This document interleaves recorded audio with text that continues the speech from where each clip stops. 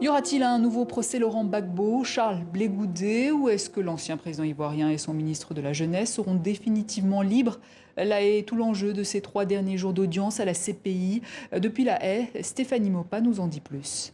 On a assisté à 3 jours de débats très techniques et fastidieux parfois, au cours desquels le bureau du procureur a tenté de prouver qu'il y a eu des vices de procédure pour l'accusation, la gravité des crimes, le statut des 2 Ivoiriens, anciens présidents et anciens ministres, nécessite que justice soit rendue. Et pour ce faire, eh bien, il faudrait que les juges de la chambre d'appel invalident le procès et annulent les désacquittements, après quoi Fatou Bensouda pourrait demander la réouverture d'un nouveau procès, ce à quoi les avocats s'opposent. L'avocat de Laurent Gbagbo estime que le procureur tente de rejeter sur les juges de la chambre de première instance leurs propres échecs.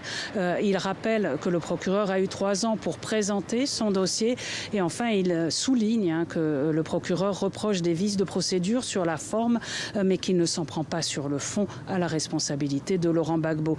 Toute la question désormais va être de savoir si éventuellement il y a eu des erreurs de procédure, si ces erreurs ont conduit les juges de la chambre de première instance à prononcer l'acquittement ou si elles ne changent rien à leur conclusion finale. C'est l'une des questions sur lesquelles vont désormais plancher les juges de la chambre d'appel qui ont débuté leur délibéré. On ne sait pas quand ils rendront leur décision.